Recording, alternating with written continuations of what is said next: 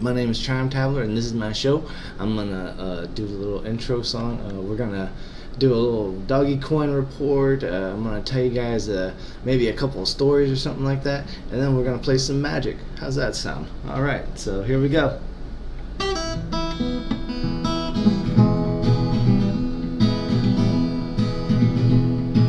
Time Traveler, vote for him to be your president. Time Traveler. Alright. That's our intro song, and once again, I am Time Traveler, coming to you live from Melbourne, Florida. I live in a awkward situation for some, but a beautiful situation for myself, considering where I used to live. My house was abandoned, so listen to this. If you find a realtor friend or something like that of yours and ask them for a list of houses that have defaulted on their property taxes, you can move into those houses, and after 7 years that house becomes yours, as long as you stay up to date on the property taxes, and then you have a house. So that's my current crazy weirdo situation. I finally figured out how to get electricity and internet turned on in this house, and I plugged in this here computer, and I'm running cryptocurrency mines that pay for my electric bill, and then I sometimes get free food out of the garbage. Anyway, let's see. I have usually Elon Musk comes in, but I have a different guest today, and this is someone that you all know very well. Please say hello to my guest VP, Joe Rogan. Yeah, Time Traveler. Yeah, crazy story. You ever done DMT? Wow, Mr. Rogan, that's where you always go, isn't it? Okay. Anyway, where were we? Mr. Rogan came in. We were starting soon. We started. I'm gonna do some. Oh yeah, the I told you so. So I don't know how many of you realize this, but starting several weeks ago, whenever I started doing this daily stream, there was an event that Elon Musk held. It was AI Day, and during that event I said, okay, here's what's going to happen. After AI Day, the Tesla stock is going to take a dip, and the best thing for you to do is to sell your Tesla stock right now and invest it into Doggy Coin, and then wait until I say now. Well, those were like the first few of my viewers, and now you guys are like my next few little set of viewers, and I'm saying now. A little bit ago, Doggy Coin hit 15 cents, and I know a lot of you are laughing at Doggy Coin. I know it's Doge, but it's just so much fun to say Doggy Coin. It gets people like commenting like, it's supposed to be Doge. You're saying you always saying stuff wrong, and I was saying. Yeah. Anyway, the people that are always making fun and laughing at me are now collecting and making comments and everything all at the same time. So now it's easy for me to just like pick up my guitar and play a song at random for people, like I guess I'll do right now. All right, stop me if you've heard it.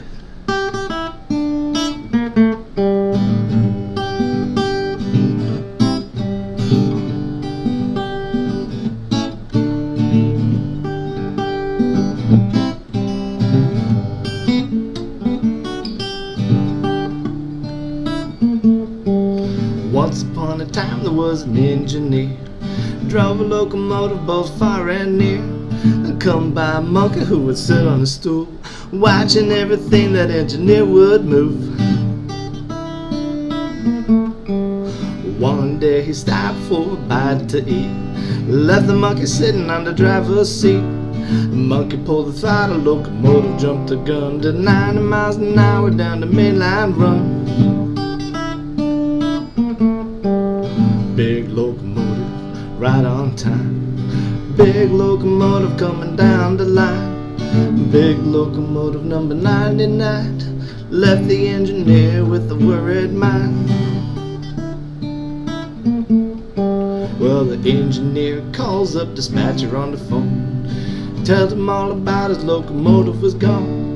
Get on the switch operator to right, 'cause the monkey got the main line sewn up tight.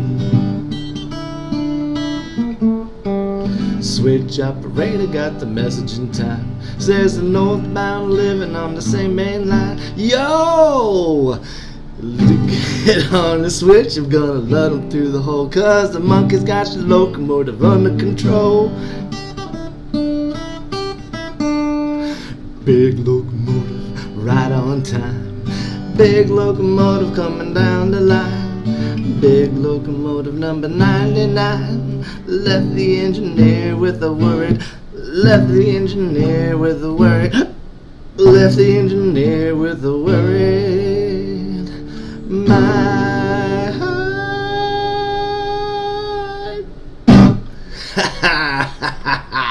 All right, thank you all very much. Oh man, thanks for all the support and everything.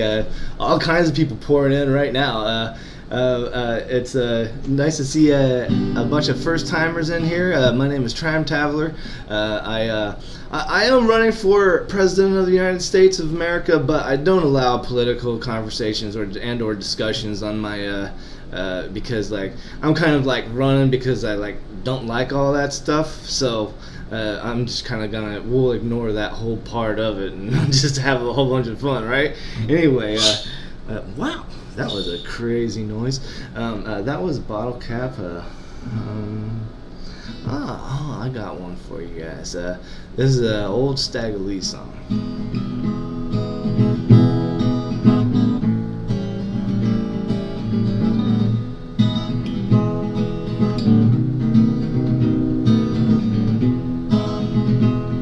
Old Stagger Lee was a bad man, and everybody know.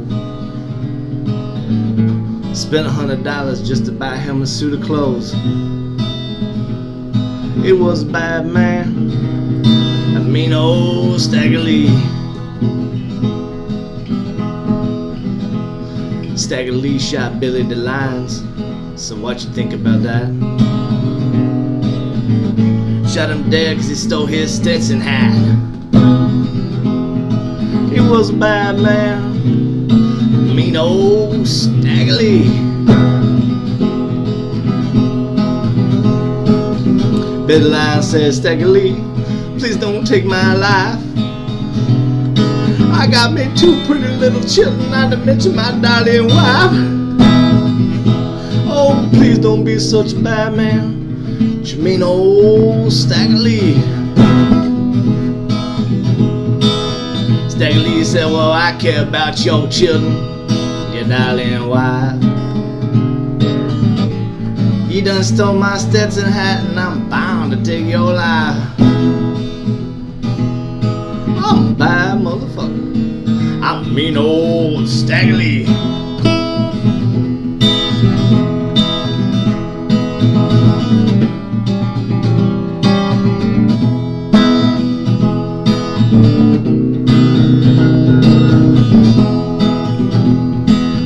Judge says, Stagger Lee, what ya doing? You done shot Billy DeLines, you're gonna get the electric chair. This court does hereby judge that you are, in fact, a very, very bad man. You mean old Stagger Lee.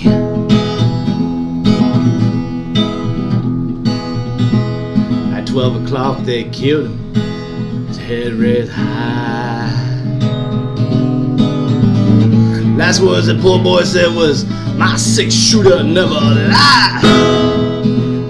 I'm a bad motherfucker, I mean old Stagger. Clear!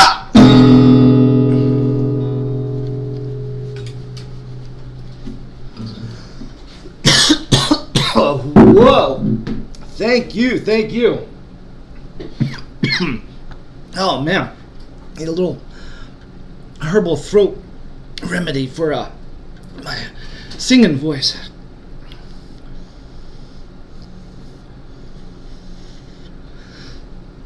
Oh my goodness gracious. Alright. Now, I hope that y'all are ready for the boring part of my show. I'm gonna teach you how to run for mayor.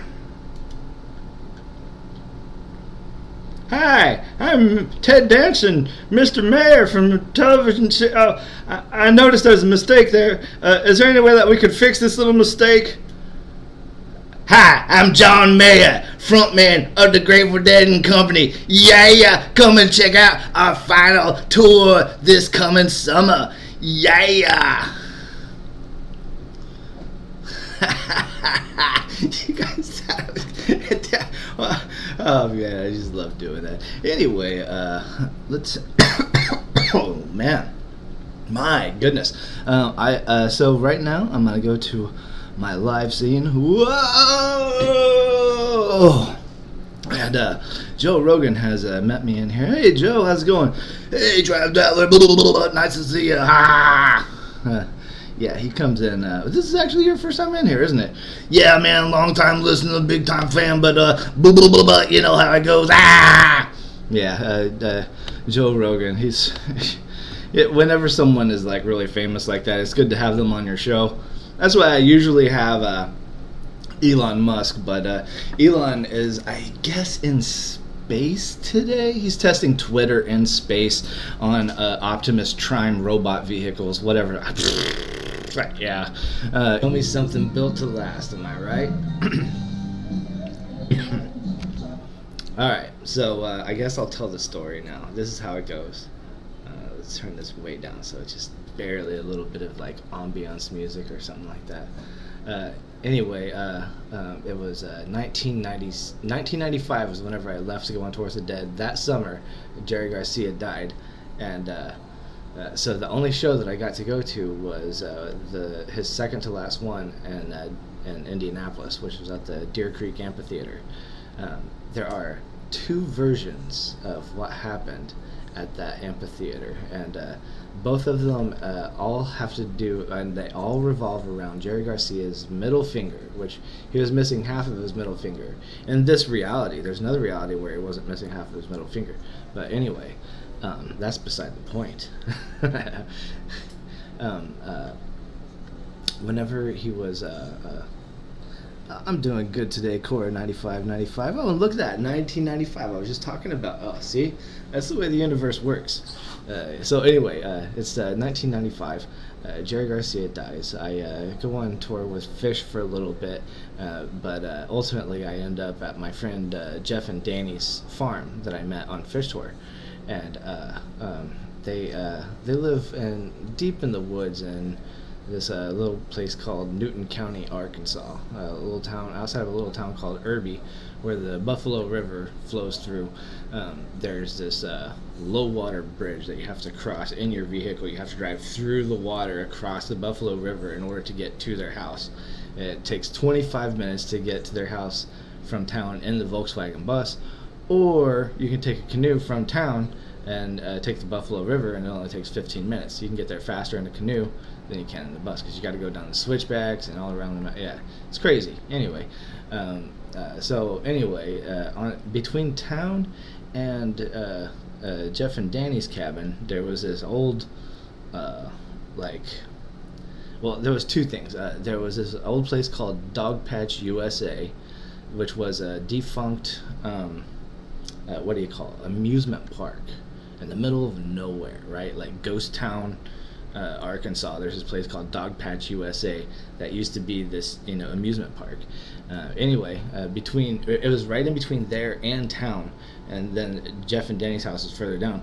That's where there was this old camp where this hermit lived, and his grandson. Everyone in town thought that they were vampires. That was the the rumor. Everyone in town says, don't go near those people, the hermits on the river, because they're vampires. Here, let's switch scenes. Whoa! Man, those scene switches.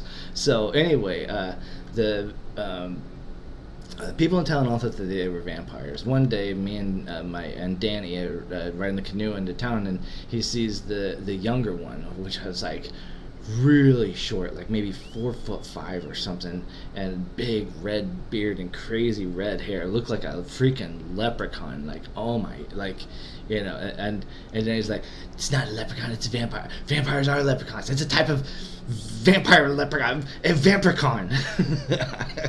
But anyway, so Danny's freaking out. He's like, you never talk to those people. And I'm like, okay. And one day, I'm like in the canoe, and I'm going, from town to the, all by myself, and I see the kid, and I'm like, why not? I just stop and I go and I talk to him, and he asked me for a cigarette. He's like, "Can I have a cigarette?" And I'm like, okay. And he had a really, really thick accent. So did the old man, and the old man. They weren't really actually hermits at all. They were fugitives that fled Germany. And 1984 is whenever they left Germany, and I met them in 1996. So it took them 11 years to get from Germany to the United States and be living in this crazy camp on the Buffalo River. But anyway, if you what else was there? Yeah, so they weren't even from 1984. That's just whenever the Berlin Wall fell, and that's whenever they fled because they thought that it was the safest place for them to stop or something like that. They stopped one other time 20 years before in the 60s or something like that and kept on going forward. But it was the old man was a prisoner of Adolf Hitler. And he built this time machine, and Adolf Hitler wanted him to make it go backwards, but it was not possible using the technology that he was using for the machine to actually go backwards. If you could imagine it being anything at all, it would be like basically being able to freeze your body and unfreeze it, later on. Like that. It's similar to that. Like, there's no way to, in the far past, have, anyway, doesn't matter. Fork in the road, that's right. You get it. So, where was I? So anyway, he was, from the 1940s is where he fled from in this time machine with his grandson, and then he was met in the far future, as far as So anyway, and it was 1996. We went to after I talked to the grandson, he introduced me to the grandfather. He was building another time machine, and they needed stuff. They needed different parts. One of the things that they needed was ergot, and they were able to use a very specifically synthesized ergot as a type of fuel that they needed for the whole system to run and operate the way that it, if you look at history books and stuff like that, there was a time whenever Adolf Hitler was doing experiments with ergo. That is the scientist that was... anyway, never mind. So that scientist is the one that escaped with his grandson and fled to the far future. But there's a lot of lost history and information about him that's only known by certain governments. Like the United States government probably all thinks it's all fake, and which is why they came to the United States. It was the only place where they felt safe, because of I guess the Russian government and the German government both knew of the exploits or something like that. They knew of the exploits of this particular scientist and his family to coerce him into working for them. Anyway, so he escapes, right? I meet him in 1996. We finish the machine.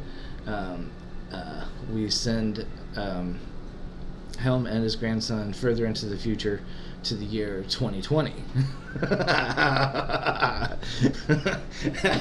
That's where it gets really good. So, the year 2020 comes around. So the machine, the device itself, consists of a vessel, that houses, the two occupants that are traveling forward into time, and then a chrono halo, like a portal device that is submerged into water, and they use the current of the Buffalo River to go through this portal. Well, whenever they come out in the year 2020 at a very specific time and place and stuff like that, the job was to stretch a net from one side of the river to the other side of the river, to catch the vessel as it came. Anyway, mission success. Everything's fine, except for I'm like wearing a mask, right? Yeah. So Mr. Paranoid Professor guy goes insanely paranoid and decides that they must go another 20 years into the future, and 22 years, 24 years, something like that. I guess I better remember what that date is, right? Oh man, yeah, 2032 is the date that I gotta look out for. So, but there was a lot of stuff that happened in between there. Like, that was just one group of time travelers that I met. There was a second group while we were at Memphis in May in 1996, getting parts, parts for the time machine. That's where I was intercepted by what I was sure were aliens from the future. They came to me and they're like asking me if the vampires were real, which, like, who knows about the vampires except for people from Arkansas. And these guys were not from Arkansas. They were definitely from out of town, maybe France. I don't know, but they were from the far future, and they came back in time looking for the professor in order to help him finish the time machine so that he and his grandson could basically eventually one day go to that same future, which I decided to stay and just live a natural life. And I've already met myself as an old man a couple of times now. So that's what that's where the story goes. There was time travelers from the future that came backwards and helped them, and they're the ones that in Memphis in May 1996 we went to a whole bunch of Grateful Dead shows. We went to this place, San Joseph Beach, in 1917. There's actually a picture of me there in 1917. If you look up Time Traveler 1917, there's a picture of my 20-year-old self in 1917 at San Joseph Bay, where I wasn't supposed to be. It was like one of those things, like I'm like, looking at the camera being taken, and I'm like, oh, I should not be right here. But anyway, that picture does exist, and so it was published in 1972, and I was born in 1976. So there's no possible way that it could have been me, as my best defense. But the cool thing about San Joseph Bay was the people that live there. It's up in Canada, like way up in Vancouver, but the people that live there left. A bunch of them went off to war and stuff like that, but they left that area completely abandoned, about 300 houses. And it's well known to time travelers that if you go there between the year of basically 1918 to 1927, 1928 was whenever settlers started going in there again. If you go there between that time, there's a bunch of time travelers that live in that area and have parties every summer. It's so beautiful there during the summers. No one goes there during the winter, so don't try to go to like 1920 San Joseph Bay and hang out with a bunch of time travelers during the winter, because that's not where they are. Not in 1920 anyway. So yeah, that's the story. That's why I'm called Time Traveler. I have this story based on the events of my life. And and now I try to teach people how to live happier, more fulfilling, and better, more prosperous lives by teaching them how to just be happy with who they are. And I do little seminars and stuff like that. I have one guide where I teach people how to run for sheriff. I have another one that I'm working on right now where I teach people how to run for mayor, and I'm also going to do city council and all this stuff. And I'm just going to like teach a bunch of freaks how to take over their local communities, and then kind of like the Area 51 movement, you know, like if everyone votes for us and we end up taking over, then there's no stopping, you know, clapping alien cheeks. You just, you know, it's gonna happen. Sorry. So, you know, as far as the Libertarian Party goes, this is more boring political stuff. It was taken over by this guy who lives in his mom's basement recently. So I figured if it's that easy to do, then like why not get a whole bunch of like deadheads and a whole bunch of gamers and a whole bunch of like Storm Area 51 people to just like take it over. And, I mean, you know, so far I've got like, you know, pretty big audience I'm playing to. I mean, compared to other homeless people, I know there's a lot of other homeless people that are, you know, doing what I'm doing right now, but myself, yo, Full Send Splashy, what's up? Yeah, so but my game plan is right now I'm concentrating on building up my social media and stuff like that, and then in the year 2023 I will be on the road mostly. I'm gonna do as much of the Last Dead & Co. tour, and then I'm gonna do a whole bunch of other weekend festivals and stuff like that. Just about every weekend I'll be at another weekend festival, and I'll be vending and you know, talking to people, and then 2024 is whenever I actually have to go to all of the Libertarian Party state conventions. So that year I'll also be going state to state, you know, a different state every week, sometimes a couple of states per week, and then after that is the election, and if I win, then we're going to Area 51 to have my presidential inauguration on January 21st, 2025. So, you know, if it happens that I accidentally win, you know, starting with I started my website on my phone living in my car, and then my car broke. But then I found this house that had been abandoned for 4 years, and I moved into it, and I turned on the electricity, and I turned on the internet, and now I'm broadcasting to a larger audience, and I'm building up my social media presence as we speak, and I'm trying to tell people exactly when and where to buy which, you know, stocks and cryptocurrencies and stuff like that. I recently, after the AI day that happened a few weeks ago, the Tesla AI day, after that happened, I said, okay, now after this, the Optimus robot is going to fail public expectation, and the Tesla stock is going to drop. So the best thing for you to do right now is to sell your Tesla stock and to buy Dogecoin.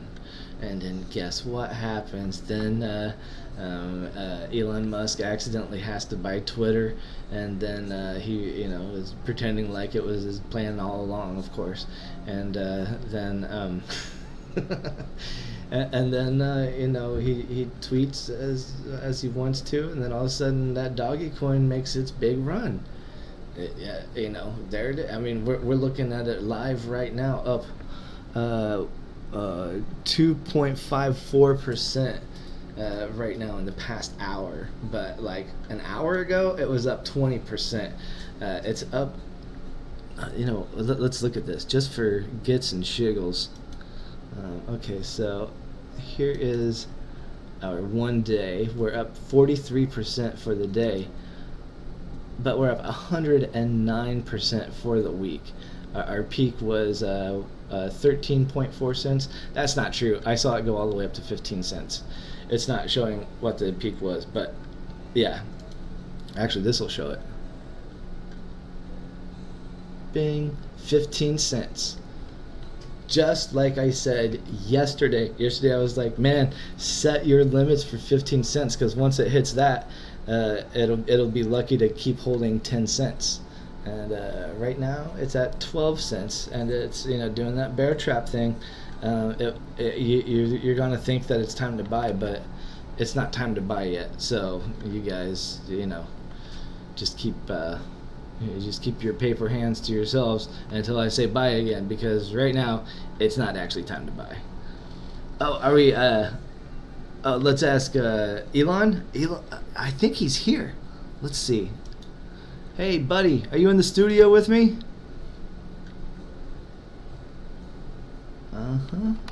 Oh man. Oh, I think I hear him. Yes, here he comes. Hey, Time Traveler! Thanks for having me on your show again. Oh man, I've been on here every day since the very first episode, which was almost 45 days ago, wasn't it? Yeah.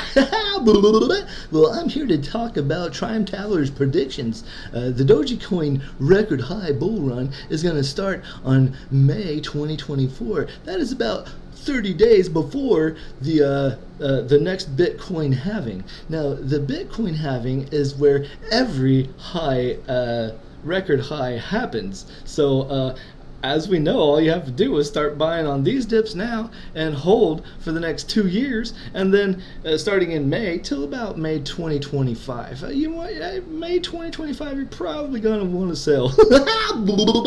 That's what I do. Become a billionaire just like me, and listen to Time Traveler's tips, because he does know what he's talking about.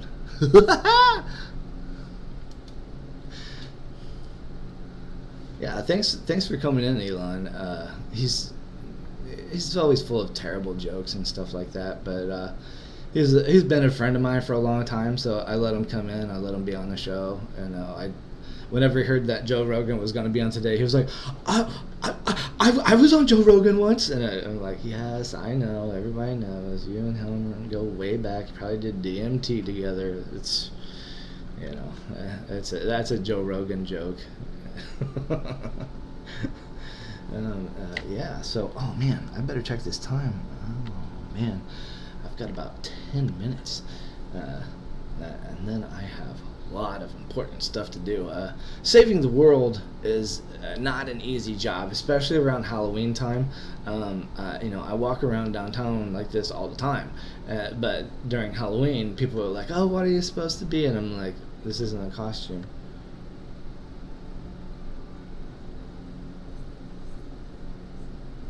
But, here is what I... Check this out. Where is it? Oh, yeah. Yep. Alright, so...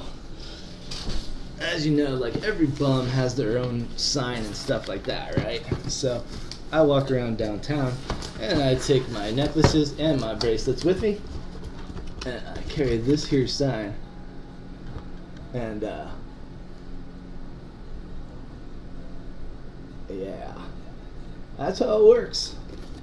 Homeless, libertarian, autist, Time Traveler for president.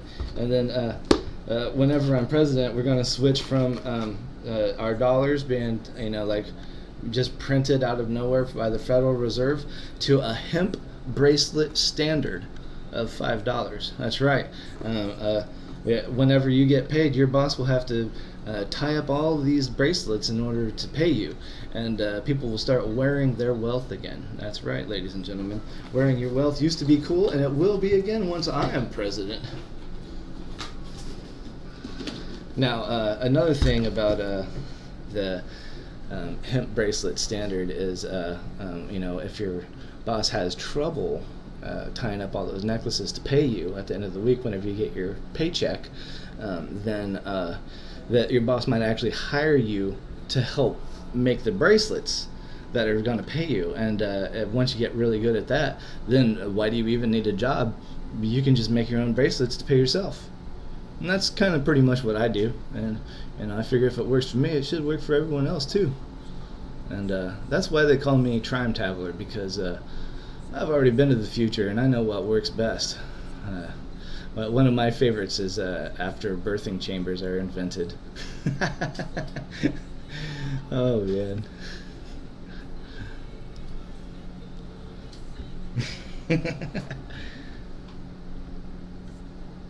If this guy was president, we could hear Elon laugh on TV every day. Like, maybe we should have. Well, let's see what he thinks about that. He sometimes feels like I'm making fun of him, and he comes in every single day and hangs out with me and is my very best friend. I got a couple other people that chat and stuff, but no one else wants to actually just come on my show every single day, and I really like him a lot. So here he is. Oh, time traveling, you just brought tears to my eyes. You're my best buddy too. Ever since that one time, whenever here's the story about how Time Traveler and I met. I was working up at NASA, and he lives down in Melbourne, Florida, and I'm not allowed to carry weed on base. This was way back then, right? Anyway, so I go to Time Traveler's house, and I'm like, so how much is it for $20 worth? And he's like, $20. And so let's, how that went down. But whenever after that, I just kept on coming back to his house and hanging out. And he's like, you want to be on my show? And I'm like, hey, I'm kind of famous. And he's like, I didn't know that. And he's like, yeah. And I'm like, yeah, I sell cars, and I also build rocket ships over at the NASA place. And he was like, oh, wow, you're smarter than I thought you were. I thought you were just some dummy that didn't know where to buy his weed at. So that's how me and Time Traveler met, and why I'm on his show every single day.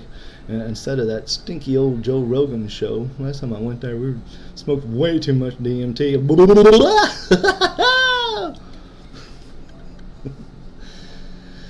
Yeah, so that's why that's pretty much exactly how it happened. He comes over, and we do the show together, and then he goes back up to NASA and launches rockets and stuff. I don't know if any of you have Starlink or not, but I've already got it connected to my Neuralink, which I got installed. I'm one of the beta testers of Neuralink. Yeah, I'm actually not even talking to you guys right now. I'm just like thinking out loud and then moving my lips so that it looks like I'm talking. Yeah, that's why the words in the mouth doesn't always match up. Elon does the same thing. Yeah, it's true. True story. Anyway, we're getting close to the end of our show, so I'm going to wrap things up, and I'm going to play my outro song. This is our outro song. It won't last very long. It's over. I don't like long outro songs. I do that joke every single day, and it doesn't get old because outro songs are so overrated. Thank you all so much for coming.